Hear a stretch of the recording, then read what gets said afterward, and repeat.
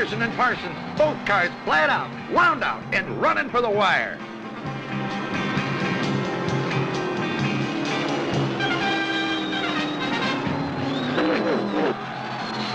Look out! On the back chute, Pearson is loose.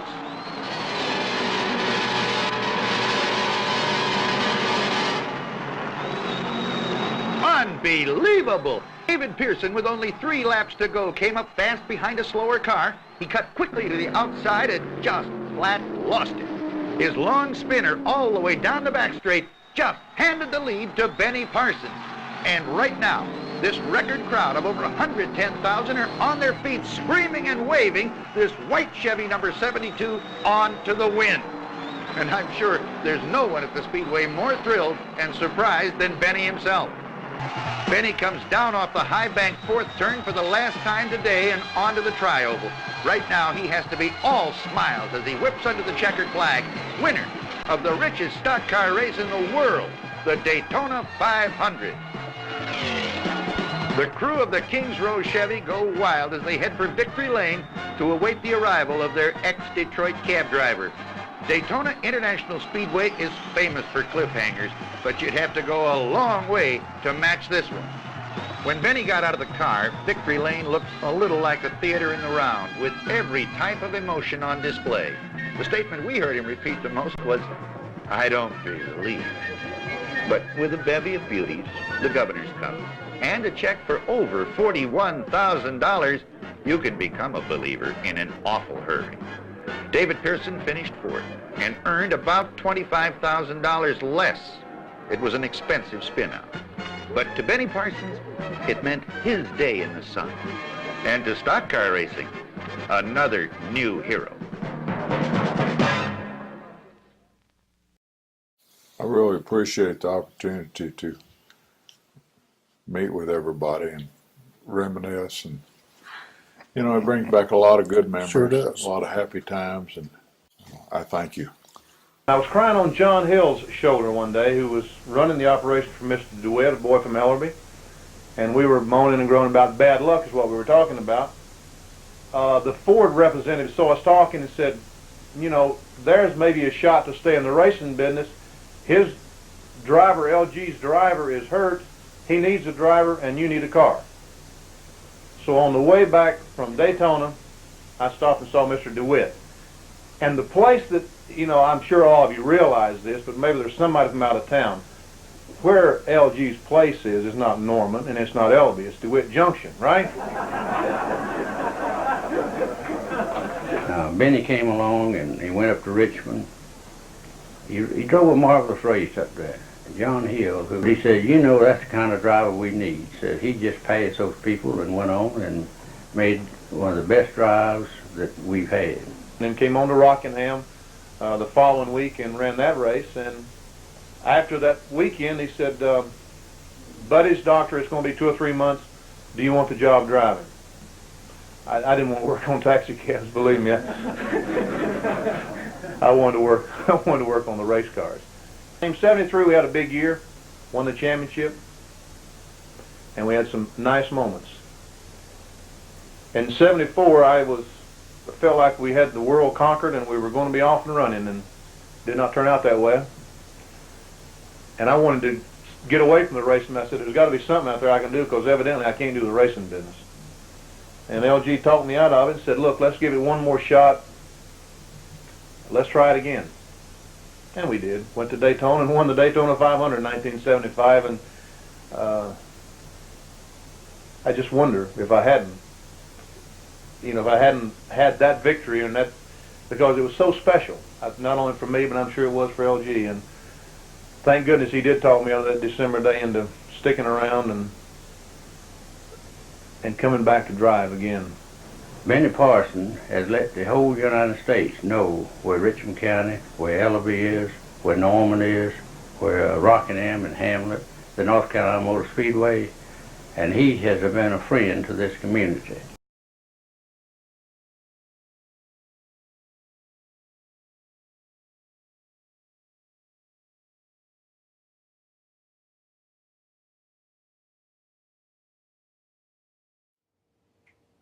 you know, he was a person that throughout the industry it was an honor to work for him. He was well respected by the promoters, the different track promoters. I know he was pretty close with Junior Johnson, and of course the Petties had an awful lot of respect for him. So it was a good opportunity for me. Mr. Dewitt, as we've stated in several different ways, had an ability to motivate people in such a way to get them to put forth their best effort. Mr. Dewitt, a lot of times he would say that he moved people around, tried to find a job that suited them, that they enjoyed, that they were good at. And he had a lot of different opportunities, and he moved people around till he found what they were good at. Mr. Dewitt made sure that everything went perfect, you know, and in that way, because in his position, if it didn't go perfect, it would fall back on him, and he wasn't about to have that, you know. He had an uncanny knack for dealing with people and personalities. I mean, it's not something that's trained. I mean, it's an inherent ability that he had that very few people have. Wouldn't you agree? I mean, just the subtle ways of getting through it. It wasn't a raised voice, and it wasn't a slap, you know, pointing your finger. It was just a calm demeanor all the time. But the message, you know, ran strong and deep. That's right. That's like the story I told Texas on the last debate. Go in and ask for a raise, and you get through with you apologize to him. Yeah, yeah, I'm sorry. pretty close. Yeah, we were going to the first race was Riverside in those days, so he had to go out there first. So he says, you know, I'm going to give you a little map of some way stations, and you won't drive through them. You'll go around back, and you'll say, unload a box of peaches or fruit or something and take it in the back door and say, Mr. DeWitt, sorry I missed your Christmas, but this is for you. And they would never, the fact you went behind the way station, didn't go across the scale, so you were okay. And he said, you know, he said, the rest of them, you'll just have to not go on the scale, just go right on down the highway. And he said, if you get stopped, I'll help you. I'll take care of it. He said, with whatever the fine is, but then he said, if you go across the scale, I'm not going to help you. So whistled on, and there was nobody ever came out after me or there was never a problem. So he had the system figured out. He told me the same thing when I left to go to Pennsylvania to work for Roger Penske. I remember sitting down in that office over there with him and talking about it, and he said it's an opportunity you got to go take. I mean, that was his attitude. Yeah, I mean, who knows? In his heart of hearts, he might have been glad I was leaving, but that's not the impression you had. You're thinking, hey, you know, this guy gave me a chance, my first opportunity. I felt bad about going, but you know, that's life, and that's progression, if you will. And actually, it turned out that it gave me a good opportunity. He actually had an opportunity to make his team a lot better. You know, he brought Jake in, and Waddell came on. He got that sponsor, and the year after that. So, well, not a fact. No, it was the year after that or so. But so it all was a win-win for everybody. But he wasn't a guy that's, you know, ranting and raving and throwing it in your face. Well, I gave you a chance. Somebody else gave you. You're doing me wrong. He didn't have that attitude whatsoever. It's like, hey, that's an opportunity for you. You earned and worked. And if it's something you want to go do, go pursue it. And gave you his stamp of approval, his blessing for it. And that's the way I think he treated a lot of people, all of his people. From the start, how he took that few of people and the people on the pit crew that came from the farm up there, and they wasn't nearly as fast as some, but they could compete with them. Yep. And after a little while, you know, they weren't professional athletes Did a heck of a job, I can tell you that. Yeah, they did. But two things with that. I think he was a guy who knew that it wasn't fair to try to stop somebody from something. And I think to his credit, he was a guy that also had the confidence in a good way that, hey, I found you to do the job. There's somebody else that I can mold and get adjusted and learn how to do this job as well. Because it just, and that's the guy that never feels defeated. You know, you're just not gonna, he's never gonna feel beaten, because he's gonna, in his way, or his mind, he's gonna find a way. And we have to admire that. I mean, we truly admire people like that. I do, always have. Well, I think that someone who has that big picture look, you know, to be able to look at things and see the very biggest picture and do things the right way and treat people the right way, it comes back around to them. Mm-hmm. You know, if you, I think, and that's something that, you know, I think he instilled in all of us. I think, well, I know I'm certainly a better person for my experiences with him and Benny, both. I guess it probably never, until this evening, might have never really realized it, but all through my career, you know, of working with people or managing people on teams,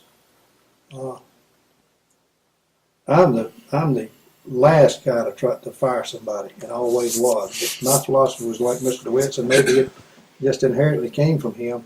Hey, you know, first of all, if I hired them, I mean, it's a reflection on me, the caliber or capable person they are, the quality person they are. So it was my desire to find a way to make it right. You know, like you say, you might have to put them in a different role or move somebody around here and there, but find a way to make them mesh, and don't just, constant personnel turnover is not the answer.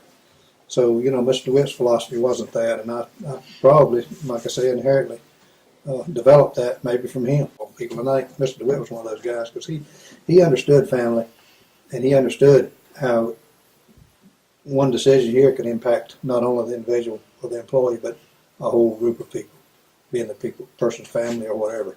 And I think he was always conscious of that throughout his businesses. I mean, you have always heard stories, good, kind stories about him in that regard.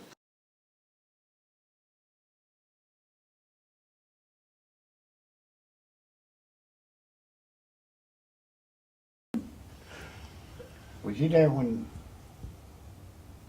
Benny was running Michigan and Fire extinguisher blowed up. Yeah. Yeah. It broke the wells out of the floor. Yeah. And he got a shot at winning. I mean, Yeah. they were back and forth for the lead. Yeah. And it went off, and he just reaches up and switches it Thought off. the motor blew up. Yeah. Yeah. But he realized, but by the time he got it switched back on, he done lost the drive. Yeah. I mean, who well did that? Probably put in advantages, don't you think? I would think. You know, at Rockingham winning the championship, that was huge.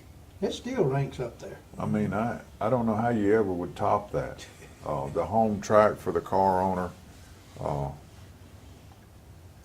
you know, just the drama that was connected. Well, you could never write a story with more.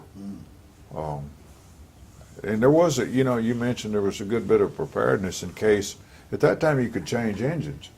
Yeah. So, you know, the top contenders, the top three cars that had a shot at winning it all had a motor hanging there on the hoist. But nobody had that van pull up and slid that door open with all that stuff in it, but Tex and the bars boys. Richie Bars and his brother Leslie and Jimmy Kowalczyk and the whole crowd. We brought it looked like the shop was empty when we came. Brought everything down. And it was, there was serious preparation. And, you know, usually when you do it, it's like when you carry a spare tire, you don't have a flat. And that was, and sure enough, he run like 12, 13 laps and boom. And But I remember Rich and Les inside the car, you know, ruptured the gas line.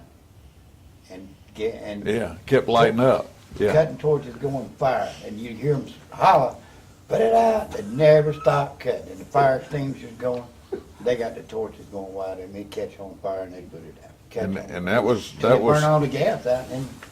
and the part where you said that Ralph Moody brought that car up, and we cut the bars out of the side of it, and then after it was over, I think that guy, the owner of that car, Bobby Musgrave. it wasn't his. He was the driver, but I don't think he was the owner. Oh, I didn't. I thought he was the owner. There's a woman It involved. was a woman. somehow. That's right, and she was very displeased. That, Oh, yeah. She went out. She basically got a pretty new car out of it when it was over. He sent the car to our shop. We cut the bars back out of that car, fit them back in that same car, the same bars, put them back in, and that car had a like a stock snout on it, a Chevelle snout, and they wanted like a Holman snout, a fabricated snout. So we put a fabricated snout on it, and then y'all might have painted it. I or think something. we had to I think paint he it. I can painted it. remember the color of it, the old ugly gold color. At the barn. Yeah, all that, and they had the banner pre-made, but somewhere the banner had got wadded up and thrown away. Do you recall that? No.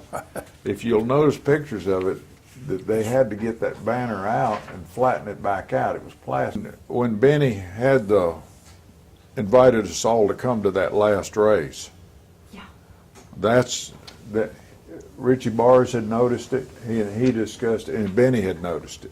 That the banner that had been crumpled up. Because you thought, well, somebody was glad we wasn't going to win there for a minute, and that was kind of disappointing. You didn't know who it was, but you didn't like it, Benny, the thoughtfulness for him to invite us to that was real special. You ask if I still have my shirt, and yeah, I'll always have my shirt. It'll hang in my. This is the first time I've worn it since then, but that was a real special deal, and he'll never know how special it was to us. If you went to people that knew Benny Parsons and you said, "Give me a list of your top 5 friends, your 5 best friends," Benny Parsons' name would be on 2,000 people's list. He was a good friend, an excellent friend to an awful lot of people, more than any human I've ever known. Benny really loved to drive a race car, okay? And when everything was right, there wasn't nobody better than Benny. He was the kind of guy that really never asked for anything, but he said, "Tex, don't let everybody forget me."